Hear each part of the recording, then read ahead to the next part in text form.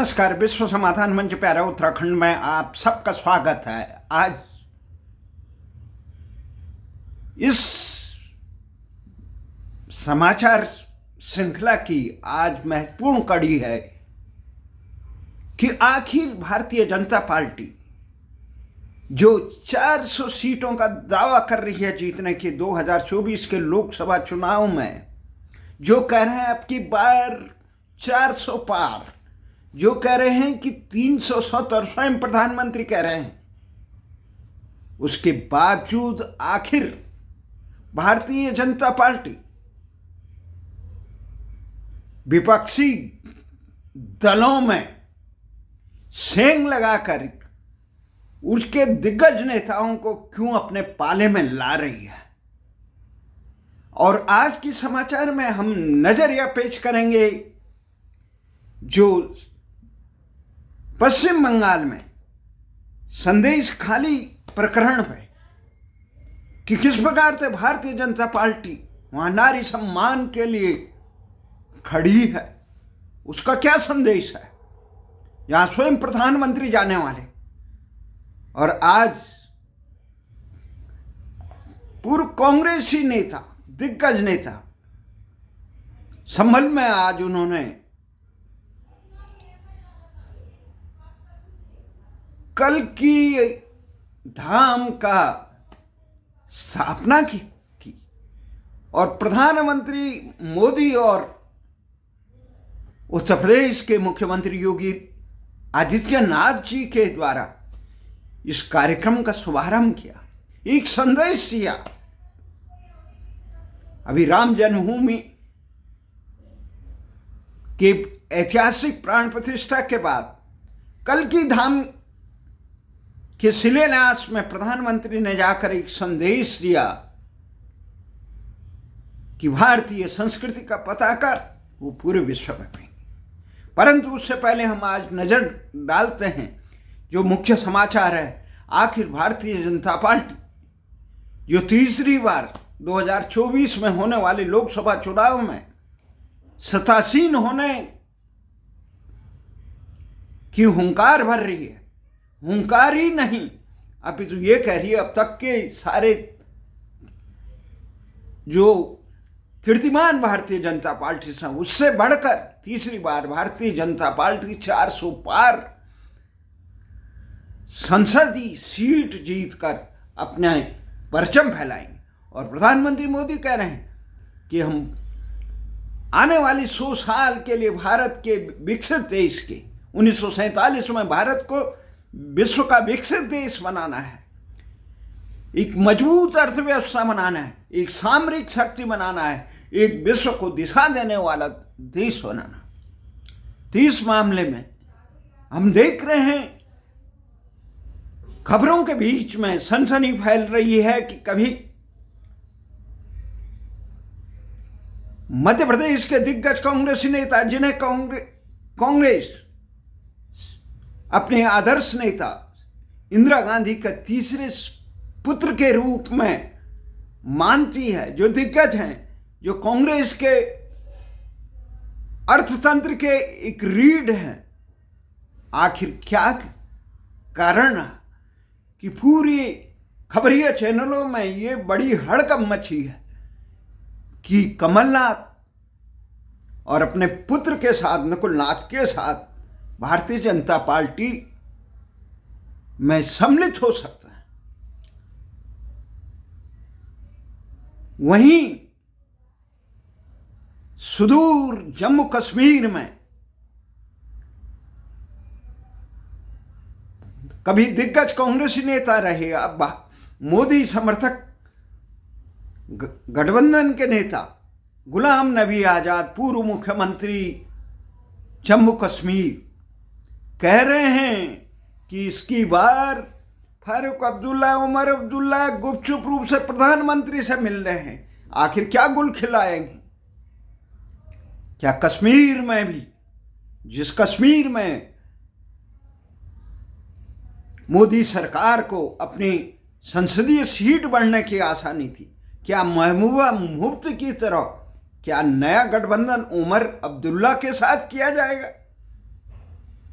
वहीं दूसरी तरफ बंबई में कांग्रेसी नेता और दिग्गज उद्योगपति के ये भी भारतीय जनता पार्टी में शामिल हो चुके हैं। बिलेन देवड़ा। अब कमलनाथ की बात है, लोगों को समझ में नहीं आ रही है। जब भारतीय जनता पार्टी अपने आप को विश्व की सबसे बड़ी पार्टी बता रही है और इतने राम जन्मभूमि में प्रतिष्ठा के बाद, प्राण प्रतिष्ठा के बाद उसका परचम पूरे भारत में इस प्रकार से एक राममय हो चुका है, तो आखिर कांग्रेसी दिग्गजों को किस कारण से, विपक्षी दलों को किस प्रकार से सेंध लगाई जा रही है, उसका कारण क्या है? उसका कारण ये है कि जनता के सामने एक संदेश देना कि विपक्ष भारतीय जनता पार्टी के पराक्रम के आगे पश हो गया, शरणागत हो गया, हस हो गया। इसलिए जनता में एक हवा बनाने के लिए किसी भी प्रकार 2024 में मोदी सरकार एक मनोवैज्ञानिक युद्ध को जीतने के लिए जिस प्रकार से बहुत सुलझे ढंग से भारतीय जनता पार्टी के रणनीतिकार, मोदी के सिपाही सलार अमित शाह ने जिस प्रकार से नीतीश कुमार जो इंडिया गठबंधन के ध्वजवाहक थे, प्रेरणा स्रोत थे, जो सबको एकजुट कर रहे थे, जो कह रहे थे 2024 में मोदी के कुशासन से देश को मुक्ति दिलाएंगे, उस नीतीश कुमार को भारतीय जनता पार्टी के साथ गठबंधन करने के लिए मजबूर कर दिया। लोग हैरान हैं। 2023 के अंत तक जो इंडिया गठबंधन बना था, जिसने भारतीय जनता पार्टी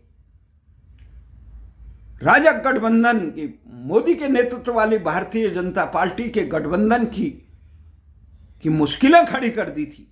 प्रधानमंत्री बहुत तेजी से इन प्रहार कर रहे थे भारतीय जनता पार्टी और तमाम इंडिया वर्सेस भारत के बीच में एक युग। प्रधानमंत्री ने वो एक सुयोग्य अवसर छोड़ दिया जो भूल नेहरू ने की थी। भारत उस समय आजादी के समय जो स्वतंत्रता सेनानी थे, उन्होंने भूल की थी कि इस देश को अपना नाम नहीं दे पाए थे। वो नाम मोदी जी देने के करीब थे। ऐसा लग रहा था संसद का विशेष सत्र में बुलाया गया, परंतु वो चूक गए। देश के सर माथे पे ये कलंक इंडिया का ये मिटना चाहिए था। संविधान में होना चाहिए था देश का नाम भारत।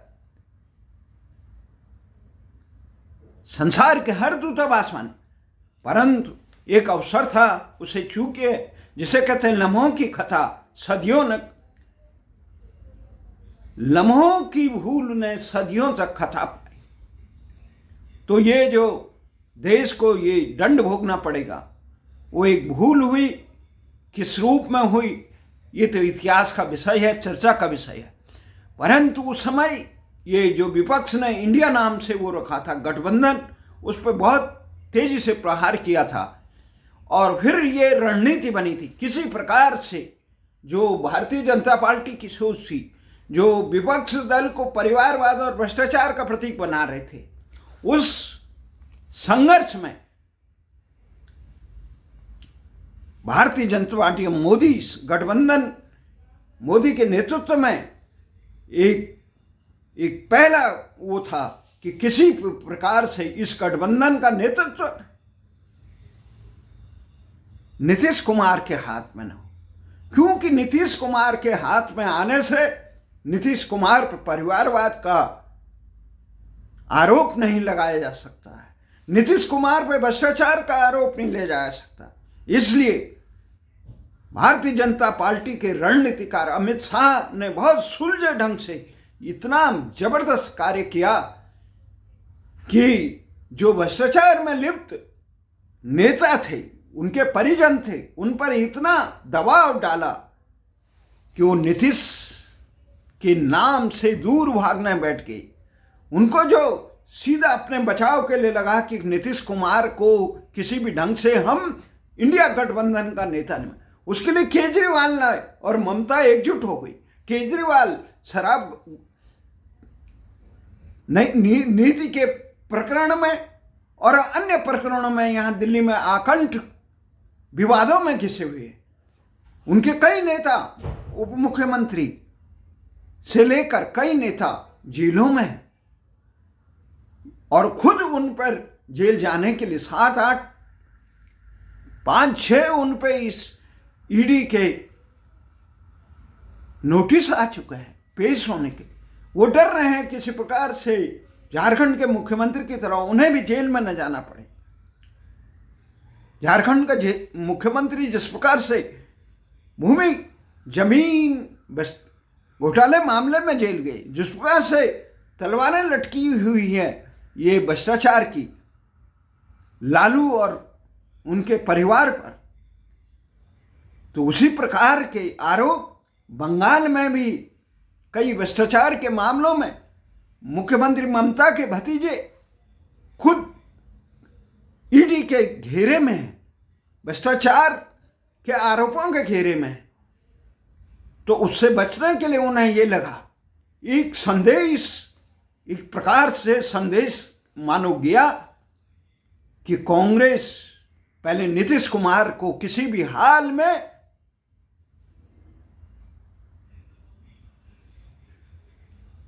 इंडिया गठबंधन का संयोजक नहीं बनाना चाहिए, न हम बनने दें। उसका विरोध ममता और केजरीवाल ने किया, उसमें सफल होगी। अगर जब विरोध हुआ तो नीतीश के सपने थे किसी भी ढंग से 2024 के चुनाव में प्रधानमंत्री के उम्मीदवार बनकर मोदी को पदच्युत करने का, परंतु वो सपने जब उन्होंने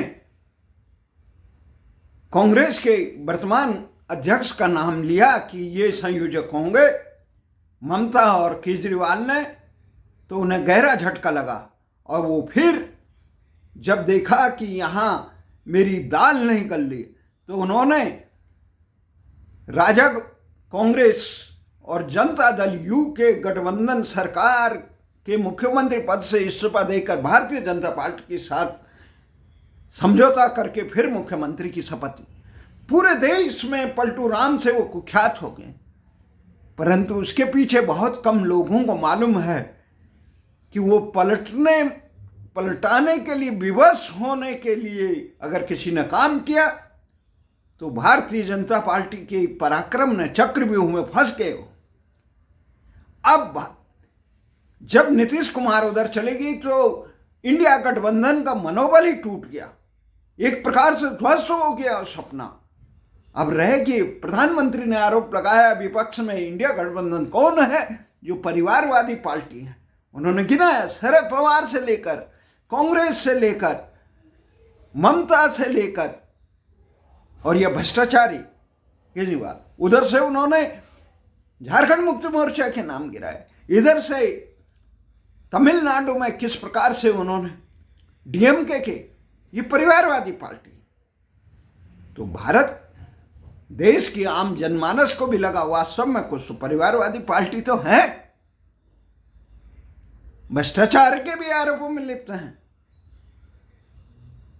अब स्थिति ये हुई कि तमाम दबाव बनाई गई, तो वो उसके बाद जिस प्रकार से गलतियां हुई चंडीगढ़ में, एक निगम के चंडीगढ़ जो नगर निगम उसके अध्यक्ष, छोटा सा, ये भूलें नहीं करनी चाहिए इतिहास में, वो भूल हो गई।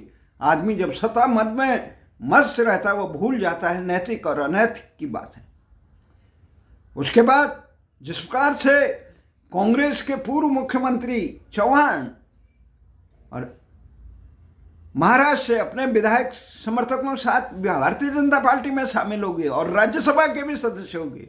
उसके बाद हवा उड़ रही है, ये अपने दिग्गज नेता कांग्रेस के अर्थतंत्र के मेन हो, इंदिरा जी के तीसरे बेटे कहलाने वाले, अब उन पर व्यवसायी हैं, कई आरोप भी लगे होंगे, कई दबाव होंगे, किस अपने बच्चे के भविष्य के लिए आ रहे हैं या कांग्रेस में उपेक्षा की बेरुखी से आ रहे हैं, पर वो संतुष्ट, वो आ रहे हैं, रहेंगे भी। पर हवा मना दी, हवा मनने से क्या हुआ, एक मनोबल में आभा मंडल बन गया।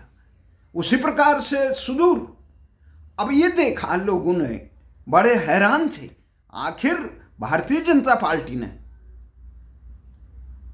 अब ये सारे गणितों को मालूम था कि कम से कम अगर विपक्षी दल आपस में तालमेल कर चुनाव लड़ता है तो भारतीय जनता पार्टी को फिर से सत्ता पाने के लिए बहुत परिश्रम करना पड़ेगा।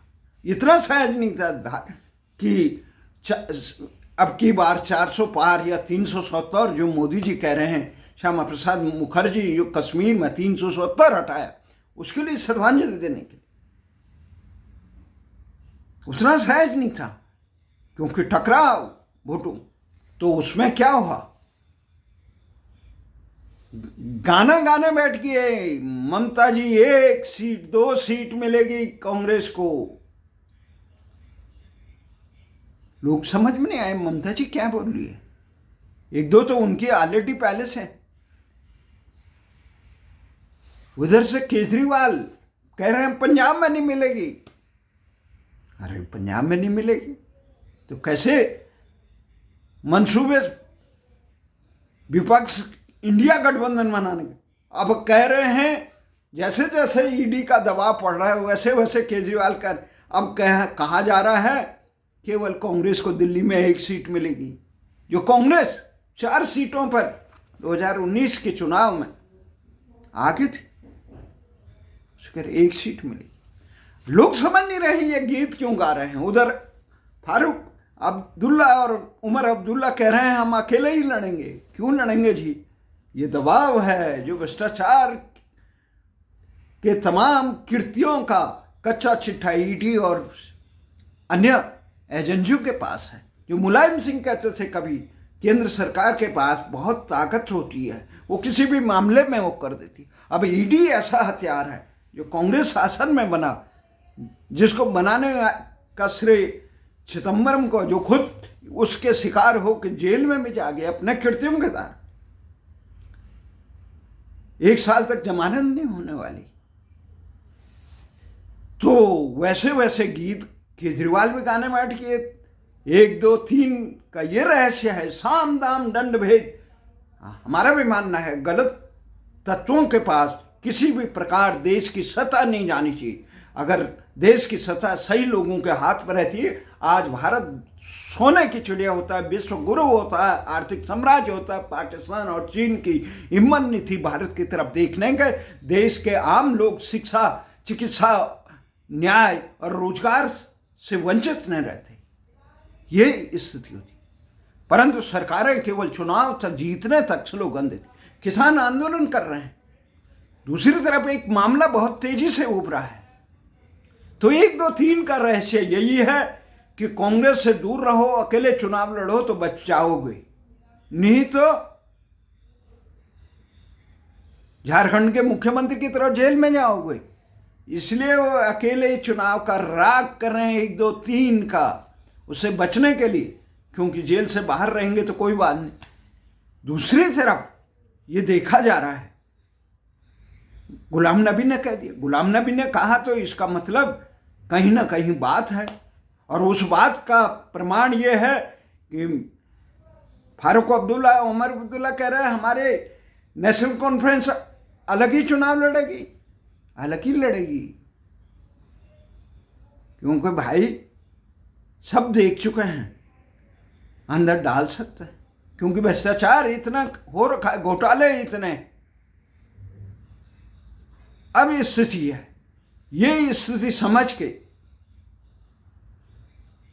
अब स्थिति उधर से सपा और बसपा में भी सेंध मारी जा रही। 1-1 सीट जीतें, क्योंकि उत्तर भारत की अधिकांश सीटें भारतीय जनता पार्टी के पास। अब जो कम हैं उन सीटों को कैसे विपक्ष के पास न जाने दे जहां कमजोर हैं।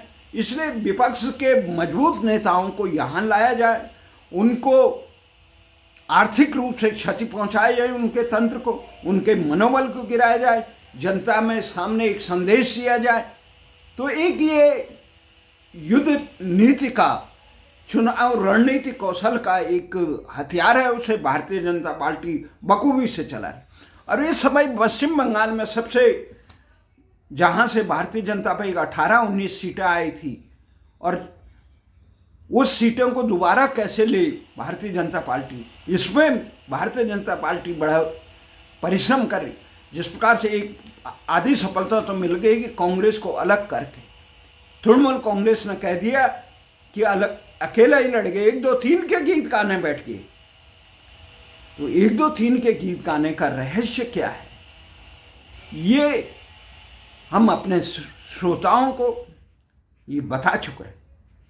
अब ये खुद के बचाव के लिए, खुद की रक्षा के लिए, जिसके लिए शरद यादव कभी कहते थे, जब धरा बचेगी तभी धारा रहेगी।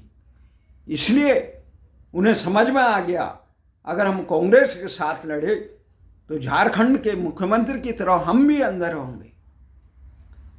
तो इसलिए केजरीवाल, क्योंकि लोग समझ रहे हैं केजरीवाल को क्यों नहीं बंद कर रहे हैं, ममता के भतीजे को क्यों नहीं बंद कर रहे हैं, या जो अन्य मुख्यमंत्री हैं इस प्रकार उनको क्यों नहीं। उत्तराखंड में भी ये सब होगा हो रहा है। सुना है कि एक पूर्व मुख्यमंत्री के बच्चे भी भारतीय जनता पार्टी के में सम्मिलित होने के लिए प्रयास कर रहे हैं। कई नेताओं पर गाज गिरने वाली है, क्योंकि एक सीट भी अगर दाएं बाएं हुई तो गणित डगमगा जाएगा। इसलिए भारतीय जनता पार्टी बहुत मजबूती से काम, इसलिए पश्चिम बंगाल में विशेष ध्यान दे रहा है।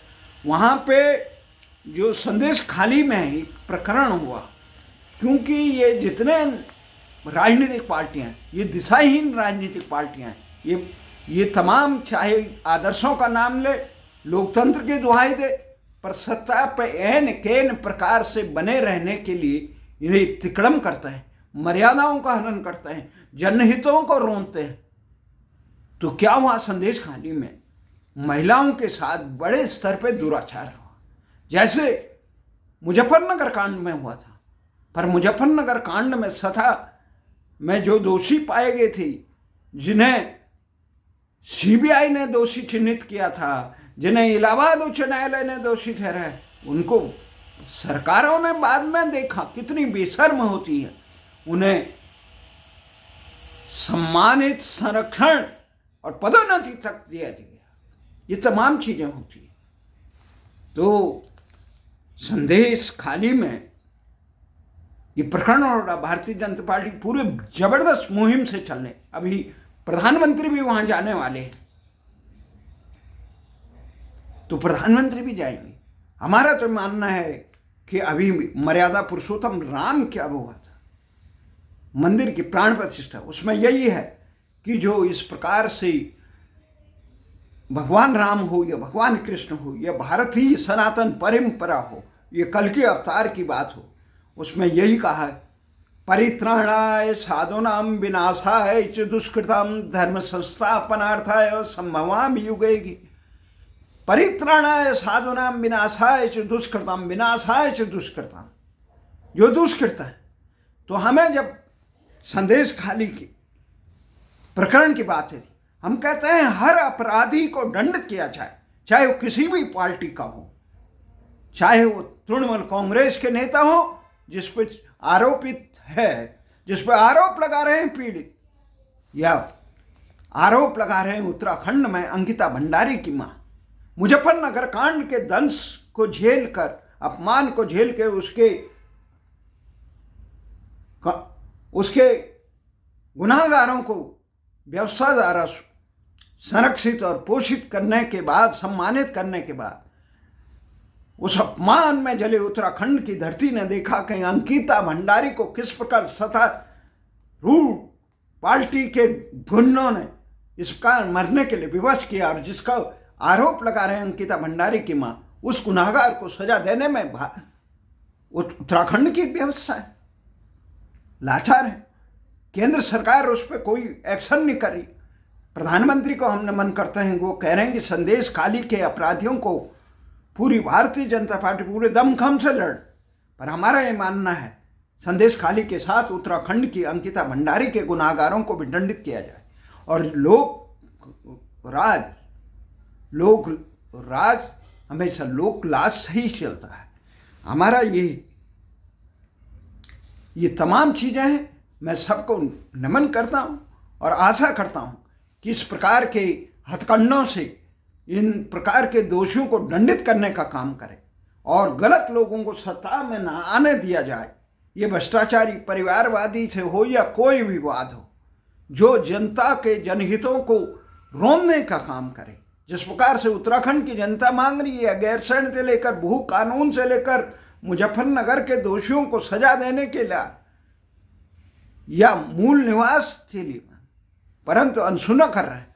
जनता की जन्म भावनाओं को, अनादर को रोनने वाला किसानों का हित होना चाहिए सर, परंतु न्यायोचित ढंग से सबका कार्य होना चाहिए।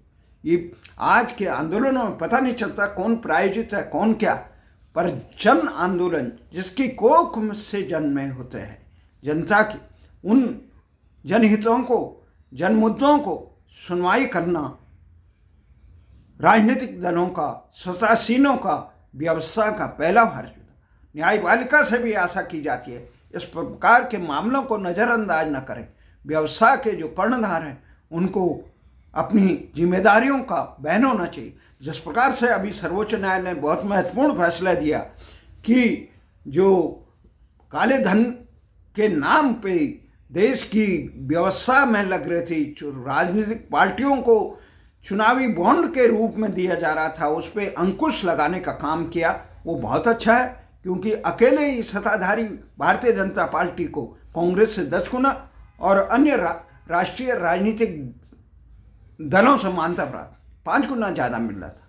तो इसलिए व्यवस्था में जिस प्रकार से एक सजगता होनी चाहिए, व्यवस्था में न्यायपालिका सजग हो तो ये दिल्ली की नजफगढ़ की दामनी, जिसे उच्च न्यायालय से लेकर अधीनस्थ अदालतों ने जिनके गुनाहगारों को सजाए मौत दी, उस जघन्य कांड के अपराधियों को मुक्त करने का दायित्व जब काम सर्वोच्च न्यायालय में जनता ने प्रश्न किया, तो जनता के प्रश्नों का समाधान करना और उसका अपराधियों को दंड देने का काम भी सर्वोच्च न्यायालय का था। सर्वोच्च न्यायालय को सजग होना चाहिए, तुरंत होना चाहिए। पंचवर्षीय योजना नहीं होना है। जिस प्रकार से फास्ट ट्रैक में ये केस चल रहे थे, 2014-15 में केस आ गया था, उसके बाद 22 में जाके इस प्रकार से न्याय का गला घोंटने का काम किया गया, वो बहुत दयनीय है और जन आस्था को कमज़ोर करता है। हमें आशा ही नहीं, पूरा विश्वास है कि देश की व्यवस्था के, लोकशाही के सारे चारों स्तंभ मजबूती से अपना काम करेंगे। जय हिंद, जय भारत।